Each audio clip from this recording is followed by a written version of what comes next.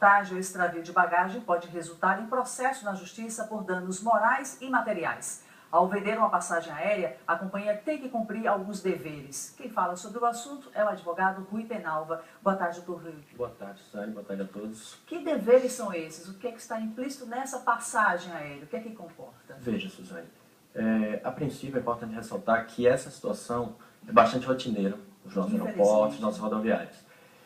Neste caso, quando o consumidor se deparar com essa situação, deve procurar o setor correspondente para registrar a ocorrência, porque a empresa, como fornecedora de serviços, é responsável pela bagagem do consumidor a partir do momento que faz o check-in. Ela tem um dever de vigilância sobre aqueles itens constantes na bagagem do consumidor.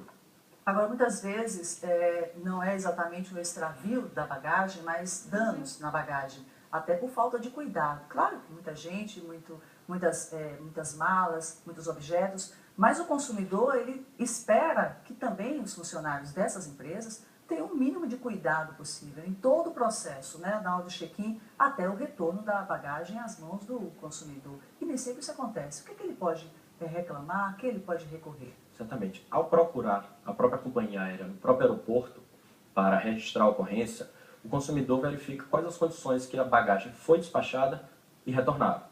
Havendo danos nessa bagagem, deterioração da mala, ele pode registrar nesse momento para que, posteriormente, caso a empresa não faça o ressarcimento em um processo administrativo, consiga judicialmente uma reparação por esses danos.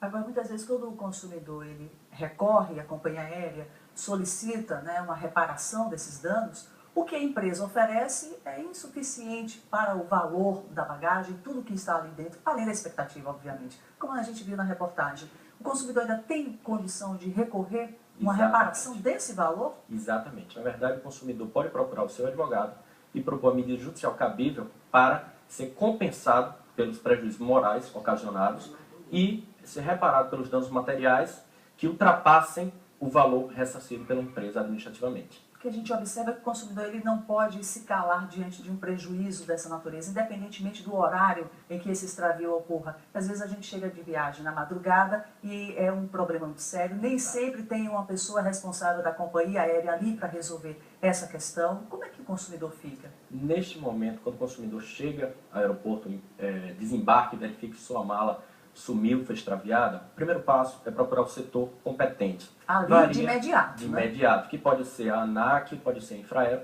ou a própria companhia aérea, que deve disponibilizar ao consumidor um termo para registrar a ocorrência.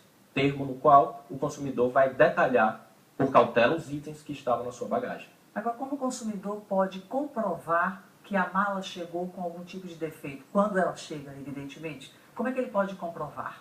Quando chega o consumidor, na verdade, quando despacha a mala íntegra. Então, quando retorna deteriorada, ele pode registrar por fotografia e colocar nesse relatório. A empresa vai instaurar o procedimento para resolver a situação e tentar arcar com os prejuízos ocasionados. Quem é que estabelece esse valor quando você tem a mala extraviada? O que nós vimos ali, a pessoa tem parente aqui na cidade, mas quando a gente vai para outro local, não conhece ninguém, e precisa, né, custear hotel, hospedagem, no caso, transporte, quem é que estabelece esse valor? Como é que a empresa chega a esse valor?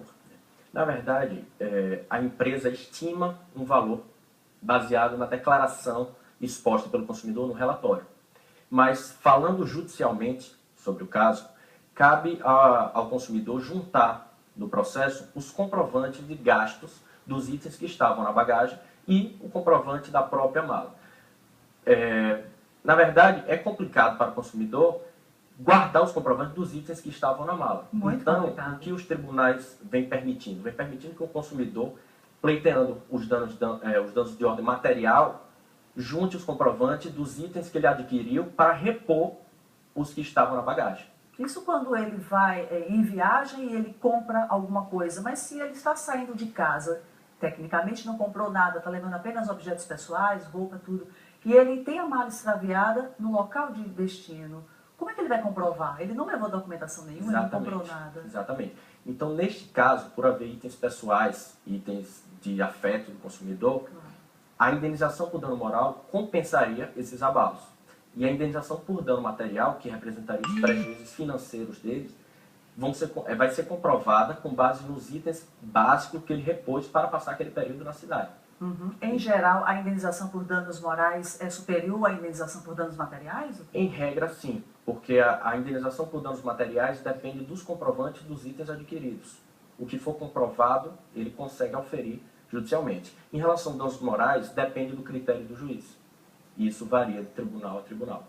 E em relação ao período que ele fica, ele tem a bagagem extraviada. A gente está falando muito do aéreo, mas isso acontece, infelizmente, com certa frequência também. Perfeito. Nas viagens de ônibus, né, as viagens rodoviárias. O procedimento é o mesmo? É o mesmo procedimento. Na rodoviária, como por vezes não há um setor específico, o consumidor pode também procurar a própria companhia de transporte e fazer um registro no próprio posto policial na rodoviária. Muito bem, doutor Rui, muito obrigada por suas informações. Eu que agradeço. Uma boa tarde. Boa tarde. Daqui a pouco, moradores de